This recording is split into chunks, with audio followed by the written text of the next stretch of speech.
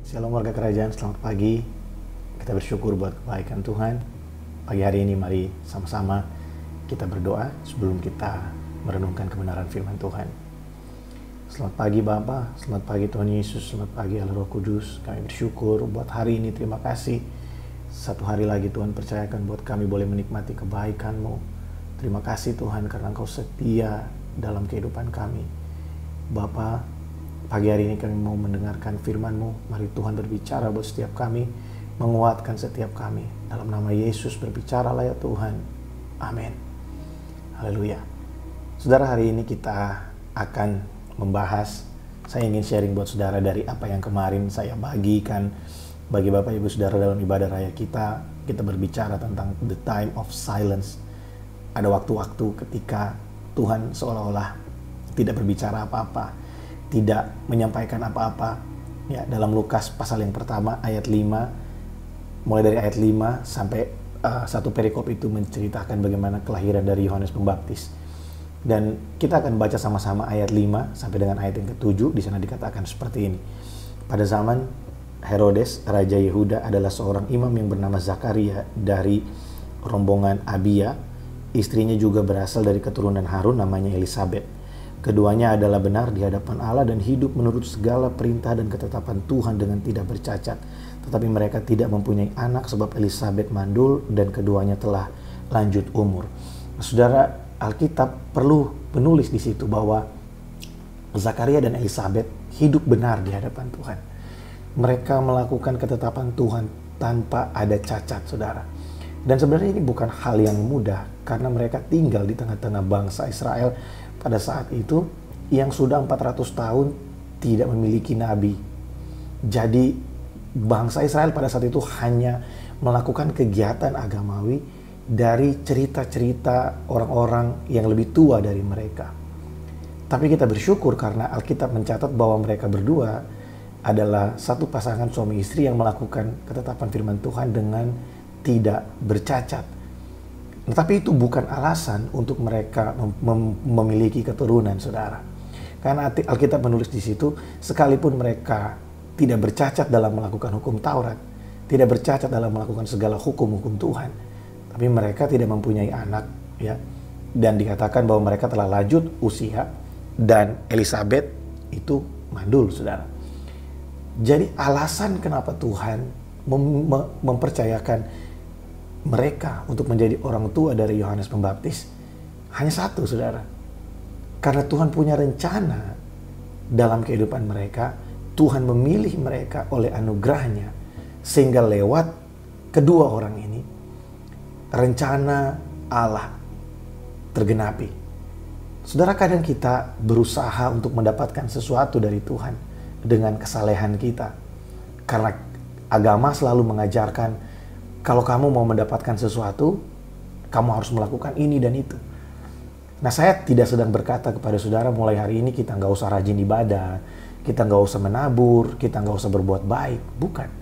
Tapi saya mau kasih tahu buat setiap kita. Biar semua perbuatan baik kita, biar setiap tindakan kita yang mempermuliakan Tuhan, itu lahir dari pengenalan kita akan Dia. Lahir dari cinta kita akan Tuhan. Bukan lahir dari keinginan kita untuk menyogok Tuhan, untuk seolah-olah merayu Tuhan, supaya Tuhan melakukan sesuatu bagi kita. Saudara, hidup dengan ketulusan di hadapan Tuhan. Seperti Zakaria dan Elisabet. Saya yakin dan percaya mereka juga berdoa minta keturunan. Ya, tapi di saat kenapa Tuhan berikan ketika mereka telah lanjut usia? Kenapa tidak dari muda Tuhan berikan kepada mereka? Saudara, seperti yang kemarin kita pelajari, Tuhan menguji kita di beberapa waktu seolah-olah kita mengalami satu keadaan yang tidak baik. Tuhan menguji apakah hati kita berpaut kepada Tuhan. Apakah hati kita terus terikat kepada Tuhan atau kita terikat kepada yang lain. Tuhan melihat sampai kita siap untuk memberikan apa yang kita minta. Kalau itu sesuai dengan kehendaknya. Saudara, kadang ada orang yang merasa bahwa dengan dia melakukan segala sesuatu yang baik, dia bisa mendapatkan segala sesuatu dari Tuhan. Nah, saya ada ilustrasi yang sangat baik, saudara. Kalau saudara punya anak dan kemudian anak saudara masih kecil, kemudian jalan-jalan di mall ya, kemudian di mall itu ada pet shop ya, kemudian di situ ada satu kandang yang bagus ya, dan tulisannya ular berbisa, saudara. Tapi warnanya bagus ya, warna kulit ular itu bagus sekali, menarik hati. Kemudian anak saudara minta, ayo papa saya mau belikan, saya mau beli, saya suka. Kira-kira apakah kita sebagai orang tua akan membelikan buat anak kita? Saya rasa orang tua yang baik mereka nggak akan belikan. Bahkan untuk menyentuh saja, mungkin kita nggak akan kasih. Demikian juga Tuhan. Ketika kita memohon sesuatu yang kita nggak tahu di depan sana, itu akan menjerat hati kita. Itu akan membuat kita menjauh dari Tuhan. Itu akan membuat kita lari dari hadapan Tuhan, akan membuat kita tersesat dalam pengiringan kita kepada Tuhan. Saudara, jangan heran kalau Tuhan tidak memberikannya kepada kita. Karena kita manusia terbatas dengan akal budi kita. Kita hanya melihat segala sesuatu dengan sudut pandang kita, dengan cara pandang kita. Tapi Tuhan, dialah Alfa dan Omega, dialah awal dan akhir. Dia melihat segala sesuatu secara keseluruhan. Tuhan tahu batas kemampuan kita.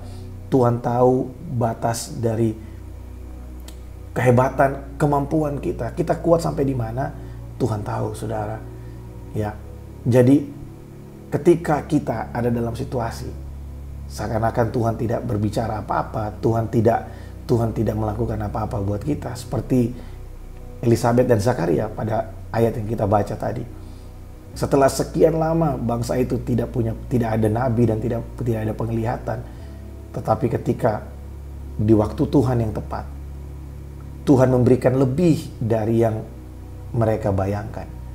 Mungkin mereka hanya mengharapkan seorang anak, ya biasalah orang tua yang sudah menikah merindukan keturunan. Tapi Tuhan berikan lebih dari itu. Tuhan memberikan kepada mereka seorang anak yang akan menjadi nabi yang terakhir sebelum Yesus Kristus, yang akan membukakan jalan bagi Tuhan. Yang berseru di padang gurun, bertobatlah sebab kerajaan Allah sudah dekat. Saudara, bukankah ini adalah kabar baik? Mungkin hari ini saudara sedang bergumul, saudara sedang mendoakan sesuatu, saudara sedang ada dalam penantian. Dengarkan baik, Tuhan punya rencana yang lebih indah dari apa yang kita pikirkan.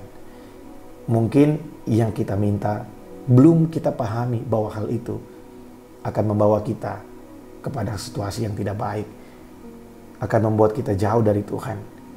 Atau ketika kita berdoa, Tuhan sedang mempersiapkan kita untuk kita siap menerima jawaban-jawaban doa kita. Kemarin saya sempat singgung buat saudara, apa yang Tuhan ingin lakukan dalam hati kita itu jauh lebih penting daripada jawaban doa kita ketika kita menunggu. Saya berdoa supaya setiap kita bisa mendapatkan sesuatu pagi hari ini. Tetap semangat saudara, karena Tuhan kita baik, Dia menyertai kita kemanapun kita berada, dimanapun kita ada, Tuhan ada bersama dengan kita. Mari kita berdoa. Kami bersyukur buat firman-Mu pagi hari ini. Kami bersyukur karena Tuhan mengasihi kami. Tolong kami Tuhan supaya kami bisa mengasihi Engkau dengan tulus. Bukan karena kami ingin mendapatkan sesuatu, tapi karena kami tahu kami telah menerima segala sesuatu. Christ is enough for us. Sehingga kami tidak kekurangan suatu pun yang baik dalam hidup kami. Pengharapan kami tidak pernah mengecewakan, tidak pernah sia-sia di dalam Engkau. Karena kami tahu Tuhan, di waktu Tuhan yang tepat, Engkau membuat segala sesuatu indah. Bahkan Engkau memberi lebih dari yang kami doakan, lebih dari yang kami harapkan. Engkau Bapa yang setia, Engkau Allah yang setia, Engkau Bapa yang baik bagi setiap kami. Berkat-Mu buat setiap kami sepanjang hari ini Tuhan. Terima kasih buat penyertaan-Mu, terima kasih buat kasih setia-Mu. Dalam nama Yesus kami berdoa. Amin.